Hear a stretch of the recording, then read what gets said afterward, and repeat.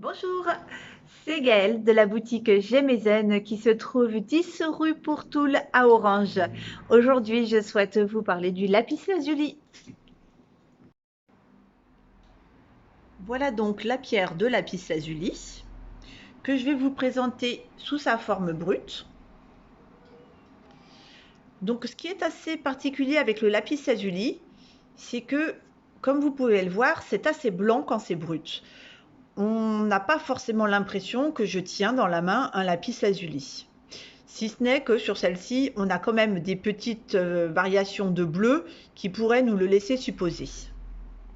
Si je prends par exemple un lapis lazuli assez blanc comme ça, on pourrait avoir cette pierre sur un chemin et ne pas forcément s'arrêter dessus parce que tout simplement ça ressemble à un caillou quelconque.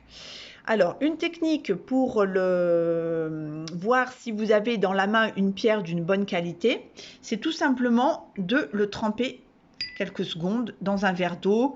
En général, sur les stands des fournisseurs, on a un vaporisateur qui nous permet justement de pouvoir mouiller les lapis lazuli bruts. Et vous voyez, donc, une fois qu'on l'a mis dans l'eau, on a vraiment le bleu qui ressort, l'intensité du bleu qui ressort et qui nous permet de voir si, oui ou non, on a une bonne qualité de lapis lazuli dans les mains. Tout à l'heure, j'ai fait un autre essai vidéo, donc j'en ai mouillé quelques-unes. Hop, voilà, où du coup le bleu ressort bien aussi sur celle-ci et notamment sur cette petite brute là, où là on voit vraiment l'intensité du bleu du lapis lazuli. Voilà. Alors, pour les gisements, vous trouvez du lapis lazuli en Afghanistan, au Chili, en Russie, en Sibérie. Pour les morceaux que je vous montre actuellement, ils viennent d'Afghanistan. Pour le système cristallin, il est cubique. Et la composition chimique, c'est du silicate soufré d'aluminium et de sodium. Alors, je vais vous montrer une petite pierre polie. Voilà, vous voyez donc il y a des petites particules qui sont dorées sur le lapis lazuli. Et bien tout simplement, c'est de la pyrite. Et pour les parties blanches, attendez, je vais vous en montrer une autre où on va mieux voir les parties blanches. Voilà. Ces parties blanches-là, c'est de la calcite blanche. Donc ces deux pierres sont également dans le lapis lazuli. Alors, c'est une très bonne pierre d'introspection pour mettre en lumière les blocages physiques et psychologiques et déceler les causes cachées ou originelles de nos maux. C'est la pierre qui ouvre la conscience et le chakra du troisième œil. C'est vraiment la pierre de prédilection à mettre sur le troisième œil si vous voulez vraiment ouvrir votre conscience. Il nous fait comprendre quelle est notre place dans l'univers. Il nous fait ouvrir les yeux sur ce qui est, ce qui ne nous convient plus, ce qui doit être changé. Il développe la clairvoyance et l'intuition. Il a une grande force de purification du corps, mais surtout de l'esprit qu'il stabilise et de l'âme qu'il élève. Donc là, vous voyez, on est vraiment sur une pierre qui travaille sur les ressentis, sur les intuitions et tout ce qui peut passer au niveau du chakra du troisième œil. Il procure un bon sommeil, c'est le symbole de la gaieté, de la bonne humeur communicative et d'harmonie. C'est une pierre de l'amour et de l'amitié, et il crée autour de son possesseur une aura de tendresse et de sympathie. Il va également nous aider à mieux assimiler nos refoulements. Il supprime nos chagrins, nos angoisses et nos blocages émotionnels. Il est particulièrement recommandé pour toutes les personnes nerveuses sur lesquelles il aura une action calmante très efficace.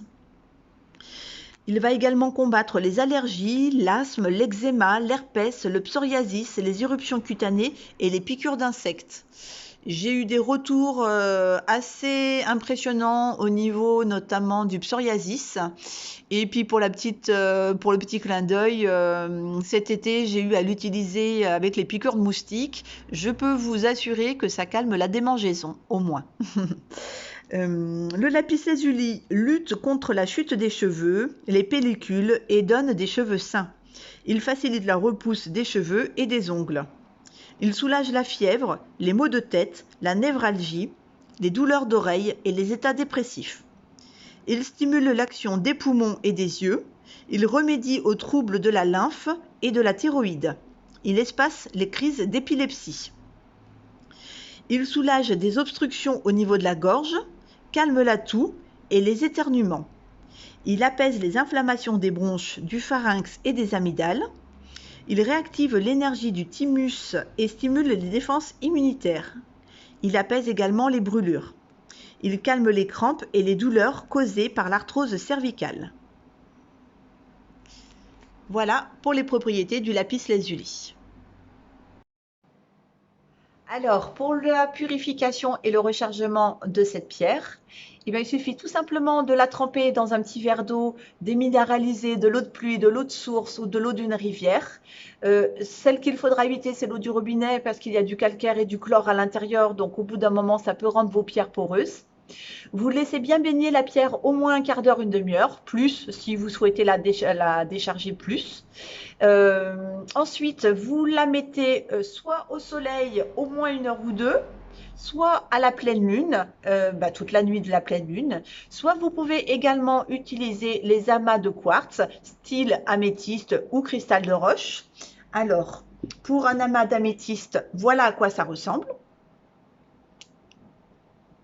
Et pour un amas de cristal de roche, alors là c'est plutôt une géode, mais voilà, ça ressemble à ça également. Vous positionnez votre pierre dessus et vous les laissez se recharger tout simplement. En entretien, tous les 3 ou 4 mois pour que votre lapis lazuli garde son énergie tout au long de l'année. Je vous souhaite une excellente journée et à bientôt.